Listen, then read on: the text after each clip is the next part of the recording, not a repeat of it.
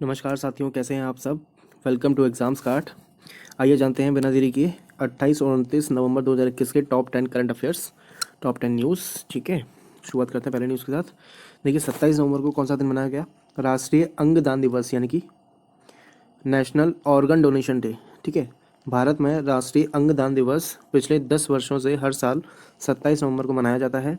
इस दिन का मुख्य उद्देश्य लोगों को जागरूक करना और मृतक दाताओं द्वारा स्वास्थ्य सेवा और मानव जाति में किए गए निस्वार्थ योगदान को पहचानना है। साथ ही मानवता में हमारे विश्वास को फिर से स्थापित करना है। यह स्वास्थ्य और परिवार कल्याण मंत्रालय के तहत राष्ट्रीय अंग और ऊतक प्रत्यारोपण संगठन यानी कि national organ and tissue transplantation organisation द्वारा आयोजित किया जाता है। ठीक है, तो किस संस्था द्वारा मनाया जाता है ये भी इंपॉर्टेंट होता है जानना। ठीक है, national organ and tissue transplant organisation के द्वारा मनाया जाता है, नोटो जिसको शॉर्ट में कहते हैं। ठीक है, नेशनल ऑर्गन डोनेशन डे। चलिए नेक्स्ट देखते हैं। कॉलिंस डिक्शनरी ने NFT को वर्ड ऑफ द ईयर 2021 का नाम दिया है। ये इंपॉर्टेंट क्वेश्चन है। ठीक है, देखते हैं इसको। कॉलिंस डिक्शनरी ने NFT शब्द को वर्ड ऑफ द ईयर नामित किया है। NFT का फुल फॉर्म है अपूरणीय टोकन यानी कि नॉन फंजिबल टोकन्स। ठीक है, NFT का फुल फॉर्म क्या होता है? Non fungible tokens. ठीक है, इसका संक्षिप्त रूप है ये। कॉलिंस डिक्शनरी ने के अनुसार NFT को एक अद्वितीय डिजिटल प्रमाण पत्र के रूप में परिभाषित किया गया है जो एक ब्लॉकचेन में पंजीकृत है, जिसका उपयोग किसी कलाकृति या संग्रहणीय संपत्ति के स्वामित्व को रिकॉर्ड करने के लिए किया जाता है। कॉलिंस इंग्लिश डिक्शनरी ग्लासगो में हार्पर कॉलिंस द्वारा प्रकाशित की जाती है। ठीक है, कॉलिंस डिक्शनरी किसके द्वारा प्रकाशित की जाती है? Harper Collins. ठीक है, चलिए नेक्स्ट देखते हैं। मरूफ रजा की पुस्तक कौन सी है? Contestant lands, India China and the boundary dispute. Contested land यानी विवादित ज़मीन। ठीक है, कॉन्टेस्टेड लैंड का मतलब क्या होता है? विवादित ज़मीन। ठीक है, पूर्व सेना अधिकारी मरूफ रजा ने contested lands, India China and the boundary dispute नामक एक नई पुस्तक लिखी है। यह पुस्तक तिब्बत और चीन के साथ भारत की सीमा निर्माण के इतिहास को दर्शाती है और औपनिवेश काल के बाद के इतिहास की व्याख्याओं से उपजी वर्तमान भारत चीन सीमा विवाद का विश्लेषण करती है। मतलब भारत चीन का जो विवाद चल रहा है, इंडिया चाइना बॉर्डर जो डिस्प्यूट चल रहा है, ठीक है, उसके बारे में पर्टिकुलर किताब है। ठीक है, चलिए नेक्स्ट देखते हैं। जितेंद्र सिंह ने दुनिया का पहला multi modal brain imaging data और एनालिटिक्स लॉन्च किया। The union ministry of state independent charge of ministry कौन है? Ministry of science and technology. Doctor Jitendra Singh inaugurated project स्वदेश। The Swadesh project is a first of its kind large-scale multimodal neuroimaging database specially designed for the Indian population। ठीक है, Indian population के लिए बनाया गया है इसको। The unique brain initiative has been developed by DBT national brain research centre. ठीक है, किसके द्वारा बनाया गया है ये पर्टिकुलर जो सिस्टम है? DBT national brain research centre, जिसका हेडक्वार्टर कहाँ है? गुड़गांव, हरियाणा में। ठीक है, चलिए नेक्स्ट देखते हैं। मध्य प्रदेश बनाएगा भारत की पहली साइबर तहसील। ठीक है, ये भी इंपॉर्टेंट है। पहली जो भी पहली होती है वो इंपॉर्टेंट हो जाते हैं अपने आप में। ठीक है, तो पहली साइबर तहसील बनेगी कहाँ पे? मध्य प्रदेश में। मध्य प्रदेश मंत्रिमंडल ने मध्य प्रदेश राज्य में साइबर तहसील बनाने का प्रस्ताव को मंजूरी दे दी है। इसके बाद MP साइबर तहसील वाला देश का पहला राज्य बन जाएगा।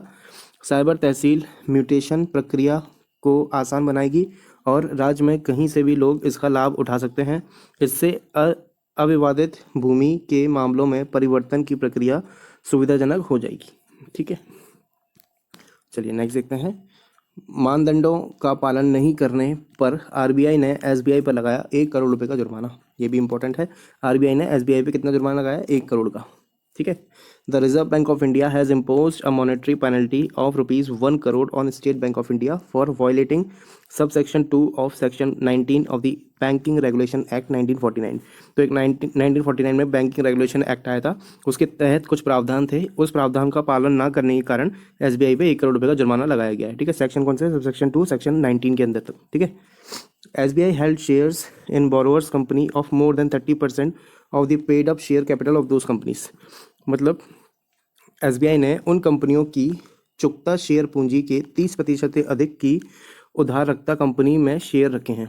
ठीक है, लेकिन ऐसा नहीं होना चाहिए। ठीक है, 1949 एक्ट क्या कहता है ये भी जान लेते हैं एक बार। बैंकिंग विनियम अधिनियम 1949 की उपधारा 2 के अनुसार कोई भी बैंकिंग कंपनी किसी कंपनी में गिरवीदार, बंधकग्राही या पूर्ण स्वामी के रूप में उस कंपनी का प्रदत्त शेयर पूंजी यानी पेड अप शेयर के 30% से अधिक नहीं रख सकती है।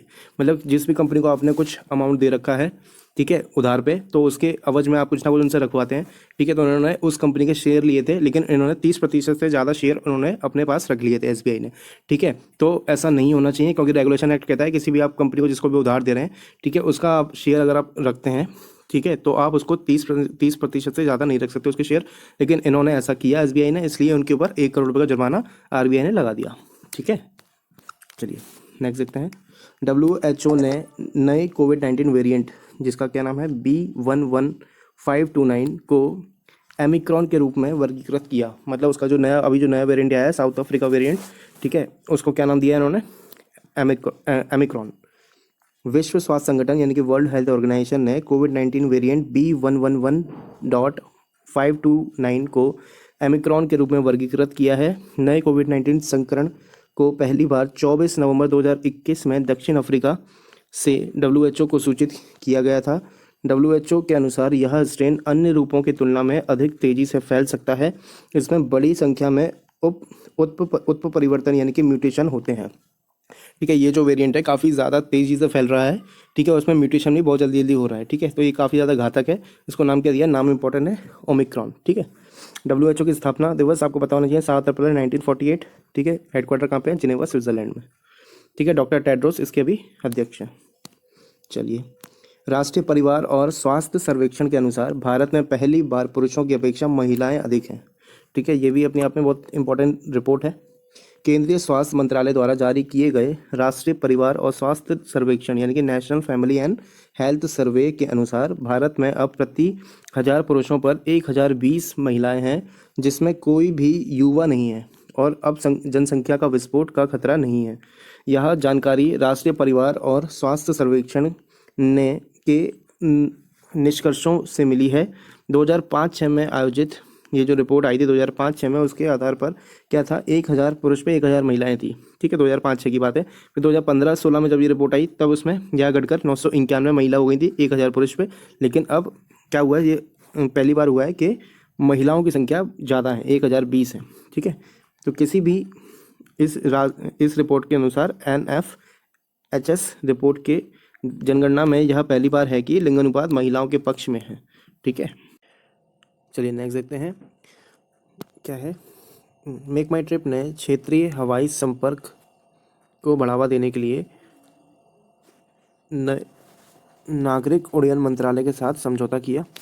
ठीक है, मेक माई ट्रिप ने उड़ान स्कीम के माध्यम से क्षेत्रीय हवाई संपर्क को बढ़ावा देने के लिए नागरिक उड्डयन मंत्रालय यानी कि मिनिस्ट्री ऑफ सिविल एविएशन के साथ भागीदारी की। मेक माई ट्रिप अब उड़ान फ्लाइट्स को एयर सेवा पोर्टल पर संचालित करेगा और अपनी सेवाओं को बढ़ावा देने के लिए अपने प्लेटफॉर्म पर उनकी मार्केटिंग करेगा।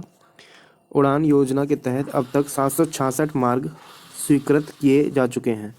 ठीक है, उड़ान स्कीम के बारे में आपको पता होगा, उड़े देश का आम नागरिक, ये एक स्कीम है। ठीक है, मिनिस्ट्री ऑफ सिविल एविएशन की।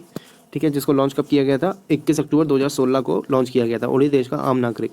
ठीक है, तो इस स्कीम के साथ टाइप किया गया है मेक माई ट्रिप में। ठीक है, चलिए नेक्स्ट देखते हैं और लास्ट करंट अफेयर आज का।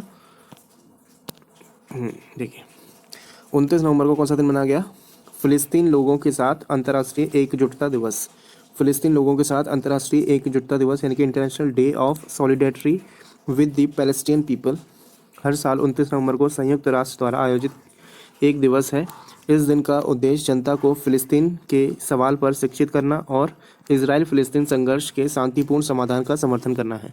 ठीक है, आपको पता होगा काफ़ी सालों से इजराइल और फ़िलिस्तीन के बीच में एक विवाद चल रहा है, ज़मीनी विवाद है। ठीक है, तो उसको जागरूकता फैलाने के लिए ये पर्टिकुलर डे मनाया जाता है।